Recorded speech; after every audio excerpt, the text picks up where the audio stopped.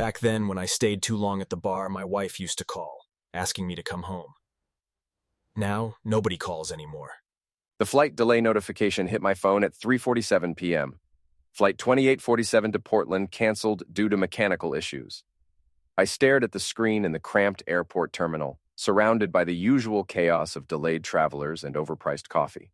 Eric Mason, physical therapist extraordinaire, stuck in Chicago O'Hare instead of learning about revolutionary shoulder reconstruction techniques. Well, this is just perfect, I muttered, shouldering my conference bag. The sports medicine seminar I'd been looking forward to for months was now a bust, and I'd be home a full day early. Lauren would probably be thrilled. She'd been complaining about me leaving her alone for the weekend. The drive from Portland International back to our suburb took an hour through typical Maine autumn scenery. Our neighborhood looked picture perfect as always. Manicured lawns, expensive SUVs and driveways, the kind of place where everyone waves but nobody really talks. I pulled into our driveway, noting that Lauren's BMW was there along with two other cars I recognized, Greg Turner's flashy Audi and his wife Shelley's white Mercedes. Great company, I said to myself. Greg had been my best friend since high school, though lately our relationship felt strained. Ever since he'd gotten into that whole lifestyle thing with Shelley, he'd been acting different, more arrogant, more condescending about my boring marriage to Lauren. I grabbed my bag and headed for the front door, fishing for my keys. That's when I heard the music, some sultry jazz playlist drifting through the windows. Lauren always played that when she wanted to set a mood. My stomach tightened as I slid the key into the lock. The front door opened silently. I'd oiled those hinges just last month. The living room came into view, and my world tilted sideways. Candles everywhere, wine glasses on the coffee table. And there, on my leather couch, the one I'd saved 6 months to buy, was my wife Lauren, wearing nothing but my favorite Patriots jersey, straddling Greg Turner while Shelley sat beside them, phone in hand, recording everything. "Oh, this is good content," Shelley was saying, adjusting her angle. "The lighting is perfect in here." Lauren threw her head back, laughing. "God, I should have done this years ago. Eric would die if he knew." "Eric's too boring to figure it out," Greg replied, his hands on my wife's hips. "Guy's probably sitting in some conference room learning about tennis elbow while we're having actual fun." I stood frozen in my own doorway, bag still in hand, watching my marriage explode in real time. The rational part of my brain cataloged details. Lauren's wedding ring on the side table, Greg's clothes scattered across my hardwood floor, Shelley's phone capturing every moment for their private collection. The rage hit like a physical force, but I kept it locked down. Years of dealing with difficult patients had taught me self-control. Instead, I cleared my throat. "Well, this is interesting." 3 heads turned toward me in perfect synchronization. Lauren's face went white. Greg scrambled to cover himself. Shelley, to her credit, kept filming. "Eric!" Lauren gasped. "You're supposed to be in Chicago." "Flight got canceled," I said, stepping into the room and setting down my bag with deliberate calm. "Mechanical issues. Funny how things break down when you least expect it." Greg stood up, trying to maintain some dignity while reaching for his pants. "Look, man, this isn't what it looks like." "Really?" I interrupted. "Because it looks like my best friend is screwing my wife while his wife films it, in my house, on my couch, while wearing my shirt." I gestured at the Patriots jersey. "That's the one you got me for my birthday, remember? Said it was too expensive for anyone but a real fan." "Eric, let me explain," Lauren started, but I held up a hand. "No need. I can see you're all very busy here." I walked over to the coffee table where all 3 phones were sitting next to the wine. Calmly, I picked them up. "Smile for the camera, everyone." "Hey," Shelley protested. "Give those back." In a minute, I scrolled through Shelley's phone, finding the video she just recorded. "Wow, the quality is amazing. You can see everything, every detail." I looked up at the 3 of them. "I'm assuming this goes straight to your little lifestyle website?" The silence stretched uncomfortably. Finally, Greg found his voice.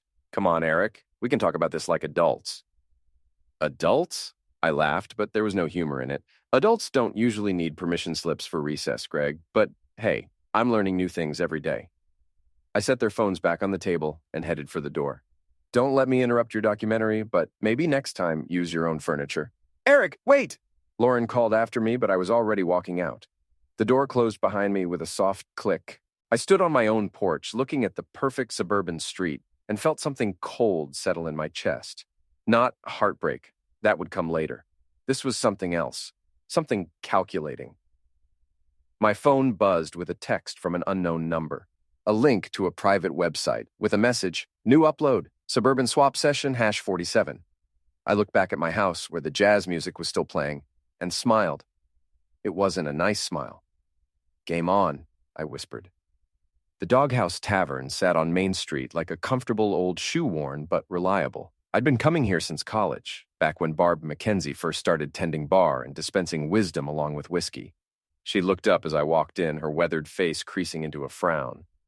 Eric Mason, aren't you supposed to be at some fancy conference? Change of plans. I slid onto my usual stool at the end of the bar. Bourbon, neat, make it a double. Barb poured without comment, studying my face. You look like someone who just found out his lottery ticket was a fake. Something like that. I took a sip, feeling the burn. How long have you known Lauren? Since you brought her in here 5 years ago, acting all proud and nervous? Barb wiped down a glass. Why? Just wondering if you ever got a read on her. Barb was quiet for a moment. You want the polite answer or the honest one? Honest. Always honest. She's the type who gets bored easy, always looking for the next thing, the next excitement. I've seen her in here with her girlfriends complaining about how predictable you are. Barb set down the glass. Course, predictable isn't always bad. Means a person can count on you. My phone buzzed again. Another text from the unknown number. Hope you enjoyed the preview. Membership has its privileges. I showed Barb the message. She squinted at it, then looked at me with understanding. Ah, hell, Eric, I'm sorry. Don't be. I'm not. I finished the bourbon. I'm going to need some help, though, and maybe some information. What kind of information? The kind that flows through here every night. People talk, Barb. They always talk. She nodded slowly. What do you want to know? Everything. About Greg, about Shelley, about their little group, about who knows what and when they knew it. That could take a while. I've got time. Apparently, I've got nothing but time. Barb poured me another drink. You know, there's been talk about Greg lately. Him and that lifestyle club he joined. Some folks think it's getting out of hand.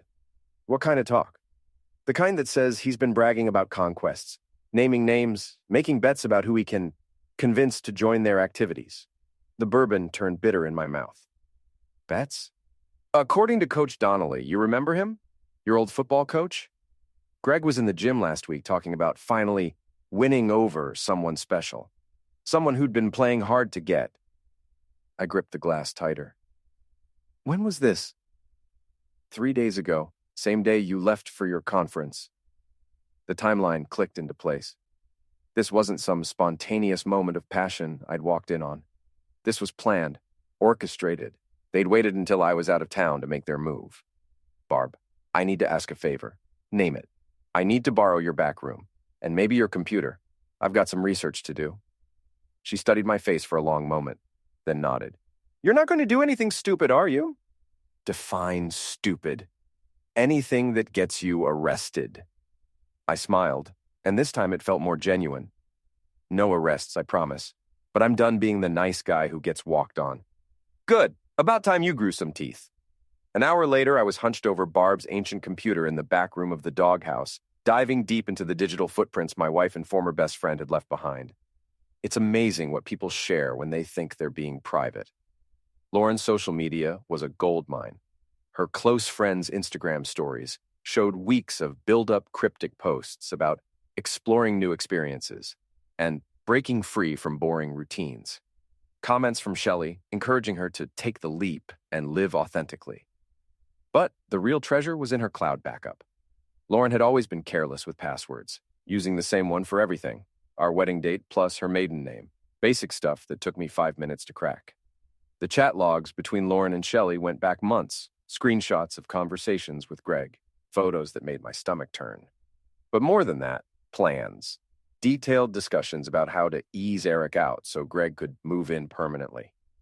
He's so predictable, Lauren had written just last week. Always at work, always responsible, never spontaneous. Greg makes me feel alive again. Shelley's response. You deserve better than settling for safe. Life's too short for boring husbands. I sat back in the chair, processing it all. This wasn't just cheating. This was a complete dismantling of my life, planned and executed while I was working 60-hour weeks to pay for the house renovations Lauren had insisted on. My phone rang. Lauren.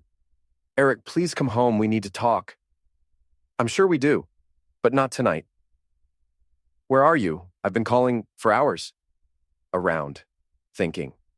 Look, what you saw. It's not what you think. It's complicated. Actually, it's pretty simple. You're screwing Greg. Shelley's filming it. They're posting it online. You're planning to leave me for him. I paused. Did I miss anything? Silence. Then, how did you know about the plans? Lauren, you used our wedding date as your password for everything. I've been reading your messages for the past hour. You had no right. I had no right? I laughed. That's rich. Tell you what, I'll see you at home tomorrow. We can discuss property division then. I hung up and turned back to the computer. Time to do some research on Greg Turner. If he wanted to play games, I'd show him what a real player looked like. By midnight, I had a complete dossier on my former friend. His business dealings, his social media presence, his gym schedule, even his car payment history. Greg Turner, it turned out, lived well beyond his means and had a reputation for running his mouth when he thought no one important was listening. Time to change that assumption. Duncan Walsh lived next door in a house that looked like a mechanic's fever dream. Car parts scattered across the lawn, 3 vehicles in various states of repair, and enough surveillance equipment to make the NSA jealous. He'd been my neighbor for 2 years, and I'd learned that beneath his conspiracy theories and paranoid rambling was a genuinely good guy with useful skills. I found him at 7 a.m., elbow deep in the engine of a 1987 Buick. Eric, you're back early. How was Chicago? Educational. Duncan, I need a favor. He straightened up, wiping greasy hands on his coveralls. Sure, what's up? I need to borrow your truck, the old Ford. The beater? Why? Because it's not registered to me and I need to make a delivery. Duncan's eyes lit up with interest. Ooh, intrigue. What kind of delivery? The kind that teaches people about consequences. I like consequences, especially when they happen to people who deserve them. He tossed me the keys. Just bring her back with a full tank. Greg Turner's BMW was parked outside his office building downtown, gleaming in the morning sun. I'd timed this perfectly. He always arrived at 8:30, went inside for exactly 1 hour, then came back out for his mid-morning protein shake run. I had 45 minutes. The expanding foam I'd bought at Home Depot was designed for sealing gaps around pipes. It expanded to fill available space and hardened into an impenetrable mass. Perfect for, say, completely blocking a car's exhaust system. The foam went into Greg's tailpipe like a dream. Within minutes, it would expand and cure, turning his expensive German engineering into an expensive German paperweight. I left a note under his windshield wiper. Wrong garage, loser. EM. Phase 1 complete. Phase 2 required a stop at Lauren's office building. Janine Rodriguez worked in HR for Lauren's marketing firm, and we'd met at several company parties over the years. She'd always been professional but cool toward Lauren. Something about conflicting management styles. I found Janine in the building's coffee shop, reviewing files over her morning latte. Eric, what a surprise. Aren't you supposed to be at a conference? Canceled flight. Janine, can I talk to you about something confidential? Her expression sharpened. What kind of confidential? The kind that involves company policy violations. She gestured to the empty chair across from her. I'm listening. I have reason to believe Lauren has been using company time and resources for personal activities. Specifically, creating adult content during work hours. Janine's eyebrows shot up. That's a serious accusation. I have evidence. I pulled out my phone, showing her screenshots of Lauren's calendar with blocked out personal time that corresponded to her chat logs with Shelley about filming sessions. She's been scheduling fake meetings to cover for these activities. How did you get access to her calendar? We share an iCloud account. Everything syncs automatically. Technically true, though I'd only discovered this fact yesterday. Janine studied the screenshots carefully. This is concerning. I'll need to investigate. I'm just a concerned citizen reporting potential policy violations. What happens next is up to you. I left Janine to her investigation and headed to the gym. Coach Donnelly would be there, holding court in the weight room like he had since I was in high school. The man was a walking gossip network with the subtlety of a freight train. Eric Mason, Coach boomed as I walked in. Heard you were out of town. Got back early. Coach, I need to ask you something. You mentioned Greg was talking about some conquest last week? Coach's face darkened. That son of a witch has been running his mouth all over town, talking about upgrading from his wife, bragging about some married woman he was going to win over. Made me sick listening to it. What exactly did he say? Said he was tired of settling for second best, that he'd found someone worth fighting for, someone who deserved better than what she had. Coach shook his head. I told him he was playing with fire, but he just laughed. Said the husband was too boring to be competition. The pieces clicked together. Greg hadn't just seduced my wife. He'd been publicly humiliating me for weeks, telling anyone who'd listen that he was going to steal Lauren away from the boring physical therapist. Thanks, Coach. I appreciate the honesty. Eric, I'm sorry. I should have said something sooner. No, you shouldn't have. This isn't your problem to solve. But it was mine. And I was just getting started. My phone buzzed as I left the gym. A text from Greg. Dude, my car won't start. Something's wrong with the engine. Can you give me a ride home? I texted back. Sorry, busy. Maybe call your girlfriend. Oh, wait, she's my wife. Never mind. His response came immediately. We need to talk. No, we really don't. Come on, man. Don't be like this. I stared at the phone for a moment, then typed. You want to talk? Fine. Doghouse Tavern, 8 p.m. Come alone. It was time for phase 3. The doghouse was busier than usual for Tuesday night. Word travels fast in small towns, and apparently the story of Greg's mysteriously disabled BMW had already made the rounds. I sat at the bar, nursing a beer and watching the door. Greg arrived at 8:15, looking haggard and defensive. He'd clearly had a rough day, probably involving an expensive tow truck and an even more expensive repair estimate. Eric. He slid onto the stool beside me, nodding to Barb for a drink. Greg. I didn't look at him. How's the car? You know damn well how the car is. That was a pecker move, man. Was it? I thought it was pretty creative. Certainly more creative than screwing someone's wife while they're out of town. Barb set a beer in front of Greg without comment, but I caught her eye roll. News had definitely traveled. Look, about that. About what? About you planning this for months? About you bragging to Coach Donnelly about winning my wife? About the videos Shelley's been posting online? I finally turned to face him. Which part did you want to discuss? Greg's face flushed. It's not like that. Then what is it like? Lauren's not happy, Eric. She hasn't been happy for years. You work all the time. You never do anything spontaneous. You treat her like a roommate instead of a wife. So naturally, the solution was for you to treat her like an adult movie star. That's not... Greg stopped, took a breath. She needed someone who appreciated her, someone who made her feel alive. And you volunteered for that position. I love her. The words hung in the air between us. I took a sip of my beer, processing the admission. You love her. That's why you've been filming your encounters and sharing them with your lifestyle club buddies. That's different. That's just what? Just entertainment? Just a way to score points with your partner-changing friends? I set down my beer and faced him fully. Greg, let me explain something to you. I've known you for 20 years. I know exactly what this is about, and it's not love. You don't know anything? I know you've been jealous of my marriage since day one.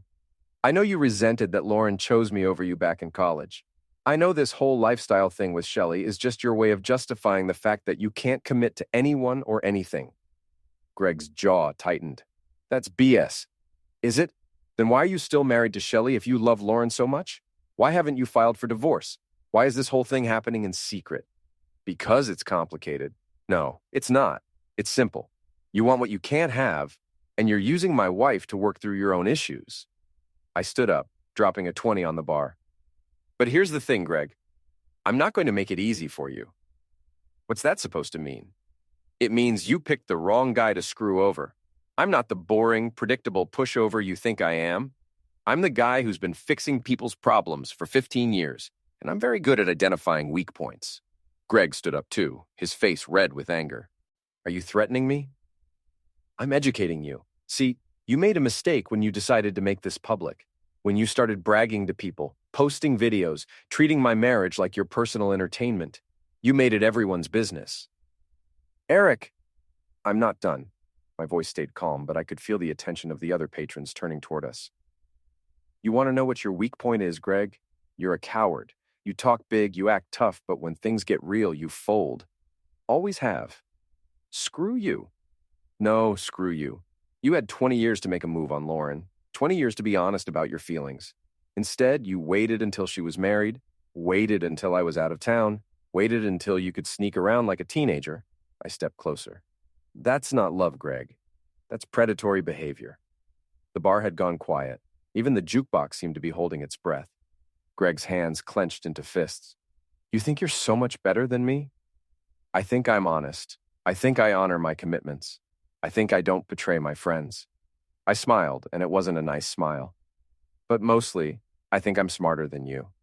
We'll see about that. Yeah, we will. Greg threw the first punch. I'd been expecting it. He'd always been predictable when angry. I sidestepped easily, and his momentum carried him into the bar. He spun around, swinging wildly, but 15 years of physical therapy had taught me a lot about leverage and balance. I caught his wrist, twisted slightly, and he went down hard. Stay down, Greg, I said quietly. This doesn't have to get worse. He tried to get up, slipped on the beer he'd spilled, and went down again. The bar erupted in laughter. Someone started a slow clap. I think we're done here, I said, heading for the door. This isn't over, Greg called after me. I paused at the threshold. You're right, it's not.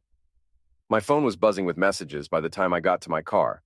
Word of the bar fight was already spreading through social media. But more interesting were the messages from unknown numbers. Apparently, Greg and Shelley's lifestyle club friends had been sharing the videos more widely than I'd realized. The war was about to go public, whether I wanted it to or not. Time for the nuclear option. The Harvest Moon Charity Gala was the social event of the year in our little town. Every business owner, community leader, and social climber would be there, dressed to the nines and pretending to care about local causes. Lauren had been looking forward to it for months, especially since she'd been nominated for a community service award. What she didn't know was that I'd been the one who nominated her.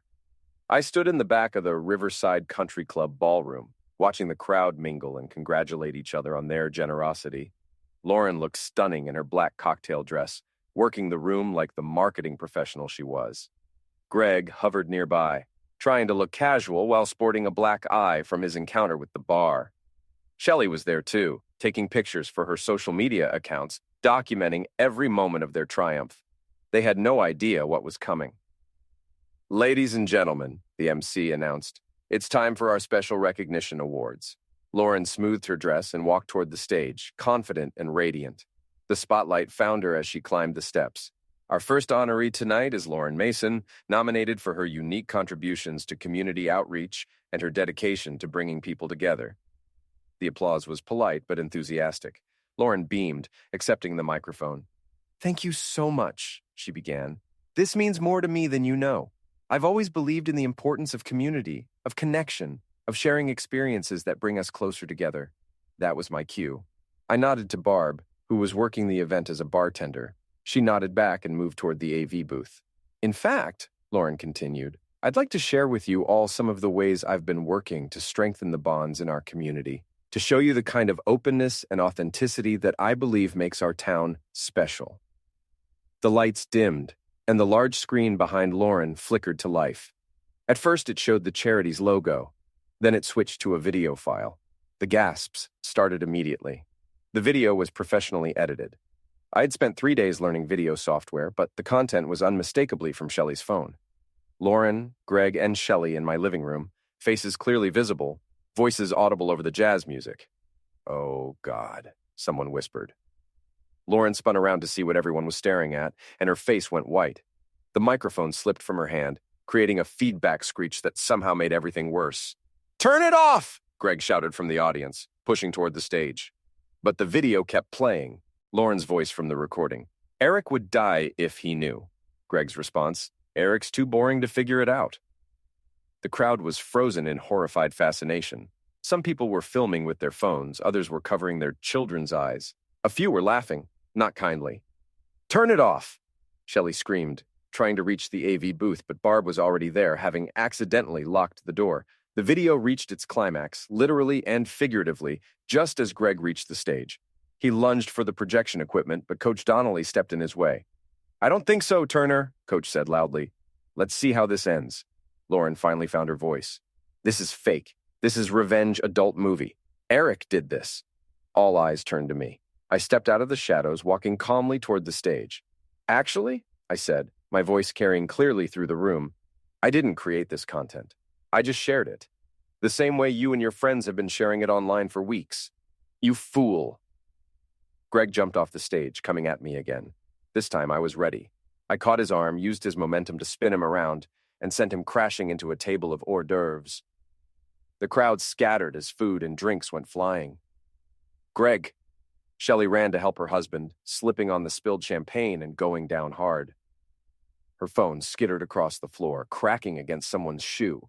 Lauren stood on the stage, tears streaming down her face, still trying to salvage the situation. Please, everyone, this isn't what it looks like.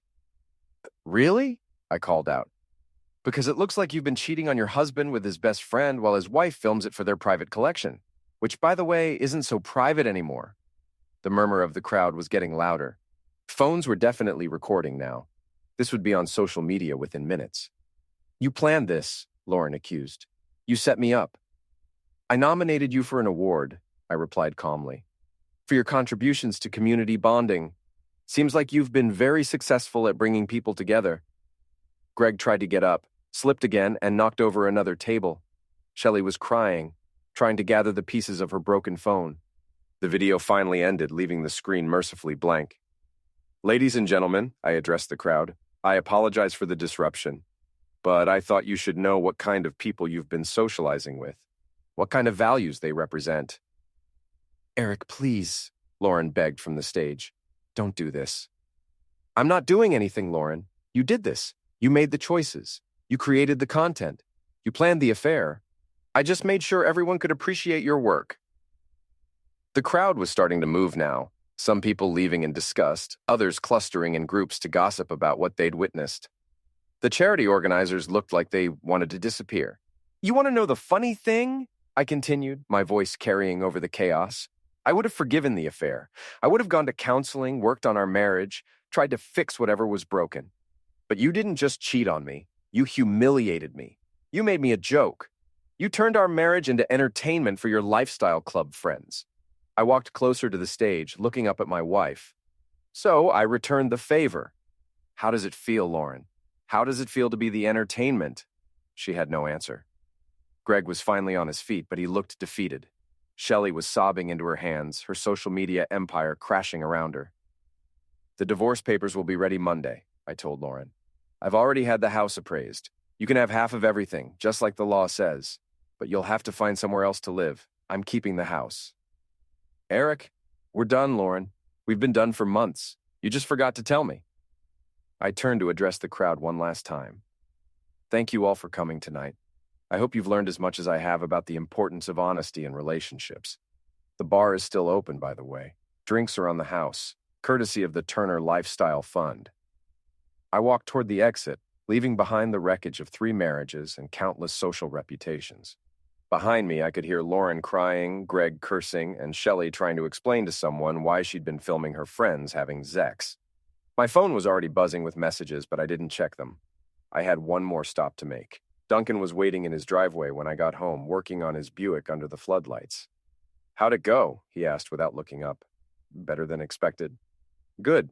They had it coming. Yeah, they did. I stood there for a moment, looking at my house now, and felt something I hadn't experienced in months. Peace. Duncan? Yeah? Thanks for the truck.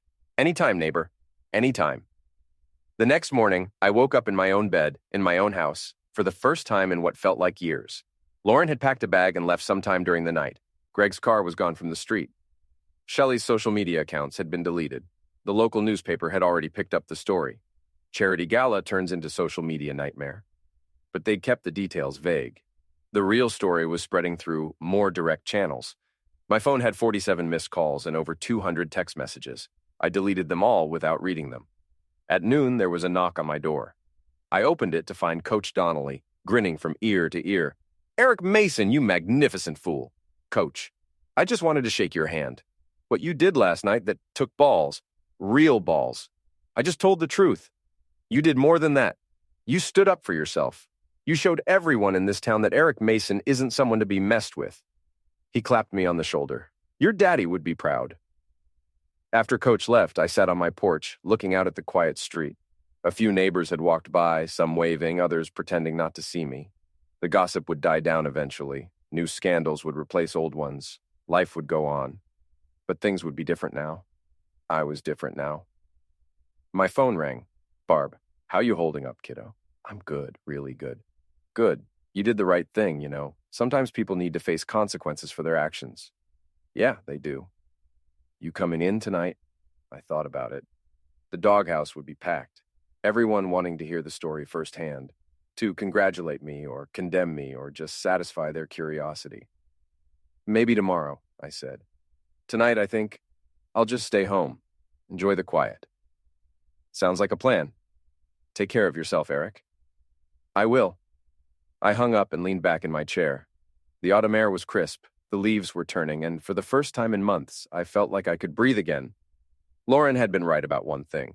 I had been predictable, boring, always taking the safe route, always trying to keep the peace.